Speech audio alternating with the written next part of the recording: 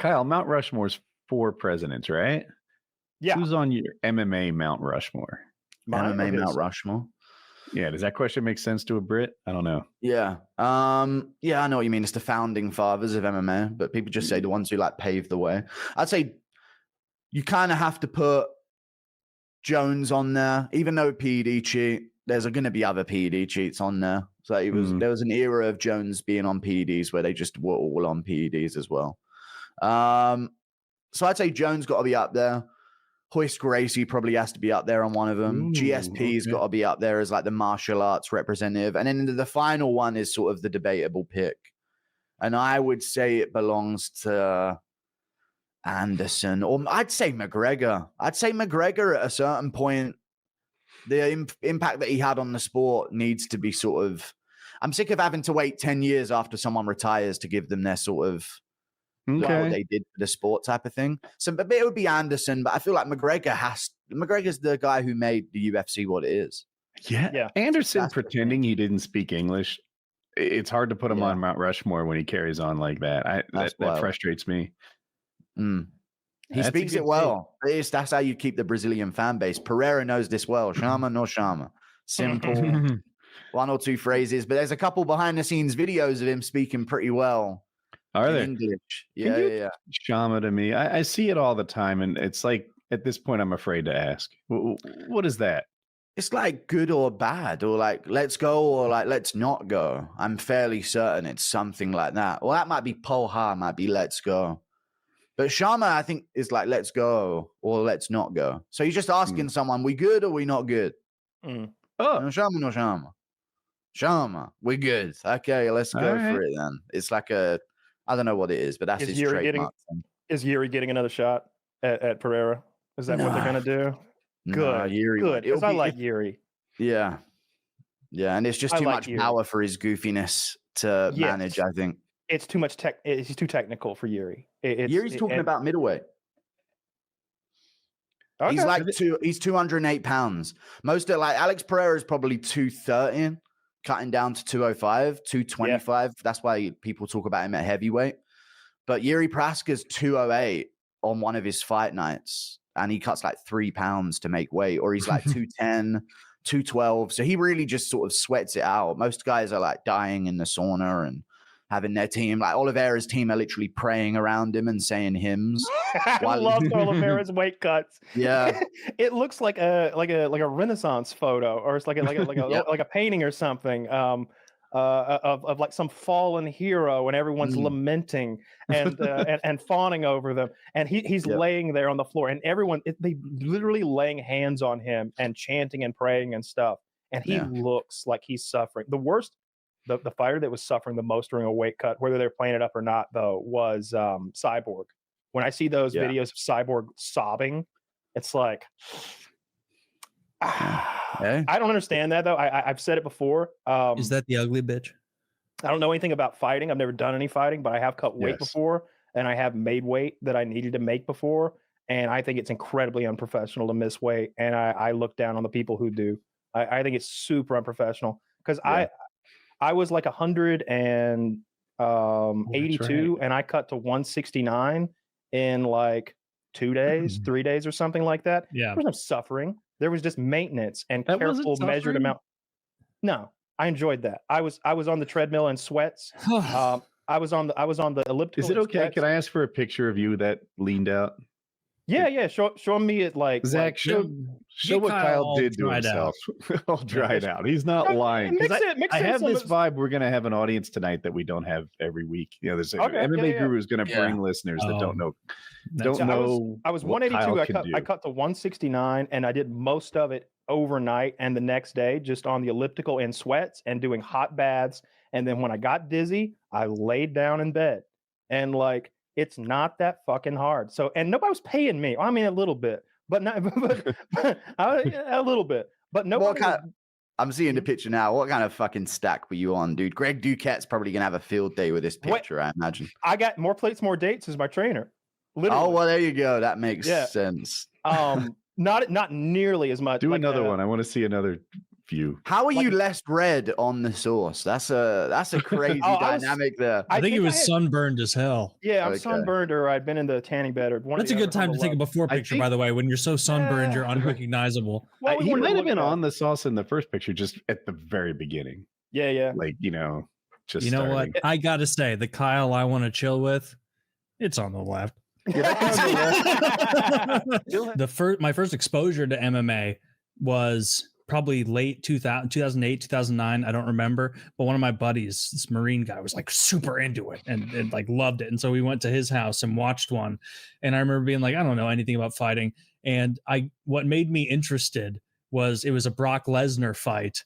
And I also don't follow professional wrestling, so I had no idea who this guy was. And they do the little march out of both guys, both fighters. And that almost immediately in the fight, Brock Lesnar got on top of this guy. And I remember the top-down camera. And I was like, this man is so big, there's no evidence he's fighting anyone right now. Yeah. There's no evidence. If this was a still shot, like a 9/11 still, you'd be like, there's no evidence anything's going on other than a guy bent over on it. And I was like, there are men this big beating each other half to death. This is pretty sick. And then I think it was either after that or maybe a little before, I saw Seth Petrozelli beat up Kimbo Slice, because I had seen Kimbo Slice's videos on YouTube, and as a fight retard who didn't know anything, I was like, oh, this dude Kimbo Slice must be the toughest of the tough. Like, he's look how big he is, look how hard he hits. And then some dude who just knew what he was doing flattened him in 5 seconds after being called up, apparently. That guy thought he was going to be sitting there in the fucking in a box eating chicken wings, and then they're like, "No, actually, you're fighting in 2 minutes." And then he nailed him, knocked that guy the fuck out. He was sort of like really pressured to keep that fight standing as well. You want to talk about that's illegal scandal? Yeah, exactly. He was like heavily pressured. You do not take this guy to the ground. You keep this on the feet against because Kimbo doesn't know how to fight on the ground, right? No, because Kimbo was like, they wanted Kimbo. They wanted him to be a thing in the sport around that time to like, because he would carry a promotion character. All right, video game character. To the casual, it's like, oh, here's that character from Street Fighter. Here's this character from Street Fighter. They want those archetypes, and he was perfect. He's the street fighting black tough guy who takes no shit and knocks motherfuckers out and walks through people. And then it didn't happen. Then quite OG saw Kimbo's first loss. I bet MMA Guru. It's Sean Gannon. I saw him get waxed by that fat white guy, and I was like, "This guy isn't that good." I'm pretty sure that guy was a Boston cop, and that he did train. He wasn't just like a random guy off the street. Yeah. But Kimbo's talking all this, and Sean's like, "I could beat you," and it was. I think they got exhausted, but Kimbo had to quit. Video. There was like no 17-minute straight fight. Like, there was no ref to call it. There was no like, oh, he's had enough. Kimbo, and it was all standing mostly. And Kimbo eventually was just like, please stop hitting me. I don't want to fight I think he kind of like worked his way back into that, because the thing is that this police officer went into like Kimbo's area and was kind of giving him the work, that any time he started to really get the better of him, all of a sudden everyone's jumping in and whoa, let's separate this, get it back to normal. So, but Kimbo was awesome back in the day. Like, he was definitely one of those characters. Like, Mike Tyson Punch Out. It feels like he should be like an optional DLC to the game. Like, on like an off chance you can face Kimbo. He was a great personality. I love that Brendan Schwab story. He was funny. This guy's down here talking about our people. Yeah. What do you mean our people? Blacks. We talk. Yeah. I'm not black. What are you? That's the thing about Brendan. I don't know what he is or whatever he said. Like, I just remember watching Kimbo Slice videos in like 2006 on YouTube. And like there was no exposure for me to professional fighting. And so to me, it was like, oh, Kimbo, I know him. And he's fighting Larry the dock worker. And it was just some other giant guy. And then they'd fight. And there's like pit bulls chained up barking in the background and sirens going. And it was awesome. Like, this is sick. This is pretty cool. Masvidal came from that environment too, whooping up on Ray. Like that old school stuff was fun. But I hate him. I hate him. So what did he do? What makes you dislike? We're talking about his very existence is enough. Chimaev. Dagestani grapplers, dude. I fucking hate it. I hate him. I'm not with you. I like him. I like him. I like Khabib especially. I used to hate Khabib because I loved Conor. That was before all the stuff. That was when he was Mystic Mac. I loved Mystic Mac. I loved the bravado, and I loved that he knocked motherfuckers out. It was beautiful. But and so I had to hate Khabib. Khabib spit on him. Khabib's talking. She's like, talk now, talk. I'm like, no, I'm crying. One of my favorite moments in MMA history. But I've come full circle on Khabib. I can't not respect and like Khabib because I've never seen him like step out of pocket. Everything he says seems to be honest, heartfelt, and well-meaning. But the rest of them, even Islam, I can't get none of them. None of them. Really? When the Russian government was grabbing Khabib's assets, dirt bikes, I was loving it. Makhachev's all right. This is the thing, like a new one comes along and sets the bar lower on like the standard of their entertainment value. And then all of a sudden you're like, you know what? Makhachev's a savage, guys. Makhachev actually goes for finishes, and he does. So I've come around to Makhachev a lot. I think he's actually cooler than Khabib. I saw him with that garden killer, and that helped a little bit to see him like do some blue collar shit. I like that they don't flaunt their money. They're the anti-McGregor. Like their money's getting invested in their community. I remember the story that Khabib's dad told about Khabib when he first won his little bit of money, and by little bit I mean like $1,000 in Dagestan, which is a lot of money to them. A lot. And he asked his dad if he could spend the money, and he's like, yeah. And his dad's like, and then I watch him. I see what he do with the money. He goes and he buys everyone at the gym gear. He buys them all shorts and gloves with his money. This is good.